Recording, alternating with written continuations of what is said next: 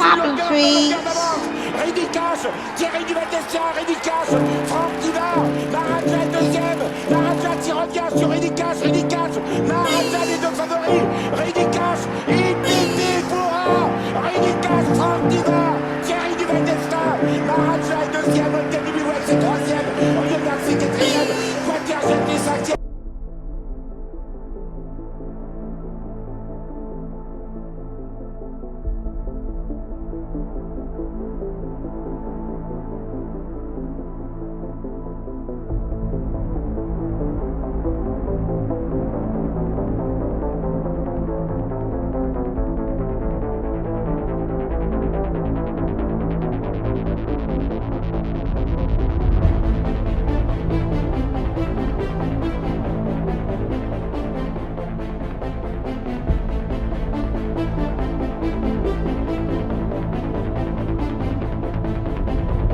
Bonjour à tous les amis, on se retrouve pour le Grand Prix du Cornulier, demain sur le hippodrome de Paris-Vincennes, 18 partants, 2700 mètres grande piste, ouvert aux 4 et 11 ans, 700 000 € d'allocation, avec le crack manquant Billy Billy, donc on lui souhaite un prompt rétablissement et on espère le retrouver en 2022 pour cette course de légende.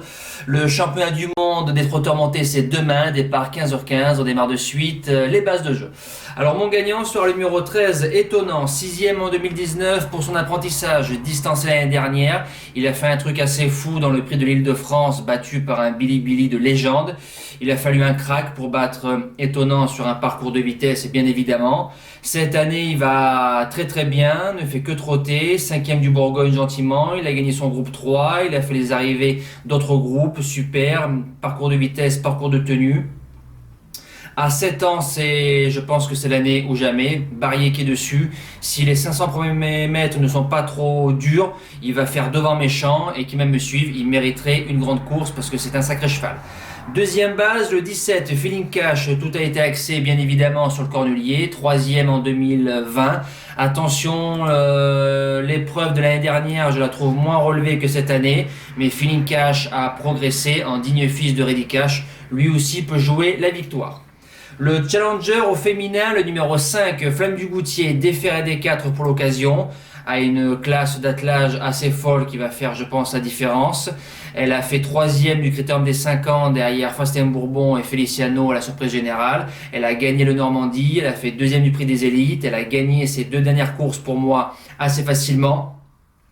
Elle suit tous les trains, elle doit pouvoir finir dans les 4 premiers largement demain sur ce qu'elle nous a montré. Le premier outsider, le numéro 16, Fado Duchesne, piètre des bouleurs. Ça fait 2 fois qu'il est bien dans sa tête. Fado, une statistique à savoir, lors des 10 derniers prix du Calvados, il y a 5 gagnants de Cornulier. Il a gagné son Calvados, marchant 12,5 sur 2008. 12,5 auparavant, gagnant sur 2007. Si le cheval ne perd pas trop de terrain, Ploquin qui est dessus, il fera forcément l'arrivée. Deuxième outsider, le numéro 4, Dynamite Marceau, qui peut être la belle surprise de ce Cornulier. Une Ridicache encore, déférée des 4, elle a fait l'arrivée groupe 1 et groupe 2, déférée des 4, elle a fait 4ème du Calvados, suit tous les trains, ne mollit jamais, attention, Christopher Corbino qui est dessus, je pense que ça peut être la belle surprise de ce quintet-là. La suite du prono, le 15, Étoile de Bruyère, 2ème de l'édition 2020. Comme j'ai répété pour Feeling Cash, le lot est bien mieux composé cette année. Étoile de Bruyère se met toujours à plat ventre, suit tous les trains. L'ami qui est dessus, elle doit avoir sa place dans le quintet demain avec ce qu'elle nous a montré elle aussi. En 7ème position, Gladys Desplaines, la présidente. Alors une autre statistique à savoir, lors des 15 ou 16 dernières années, il y a 2 juments de 5 ans qui ont fait l'arrivée du Cornulier, Draft Life et Eladora de Forgan, 2 juments qui avaient gagné le prix du président, comme Gladys Desplaines. Voilà, maintenant il faut faire attention de ne pas faire devant avec Étonnant parce que ça va faire mal. Si la jument elle est tranquille les 1500 premiers mètres, elle va faire son bout, les 1000, 1200 à fond et jouera la meilleure place possible. Et je finis avec Bayakeno qui reste ferré, ça me dérange beaucoup, donc je pense que c'est plus une préparatoire pour le prix d'Amérique. On a mis Mata Brivard, fille de Scipion du Goutier. Peut-être qu'elle est plaquée, je n'ai pas encore l'information, mais Ferré, ça me dérange grandement à ce niveau-là. Je la garde dans ma sélection parce que c'est une jument de classe. En cas de non partant, le 11, Dead Vandel, qui sera très joué. Je peux pas garder tous les favoris dans une sélection.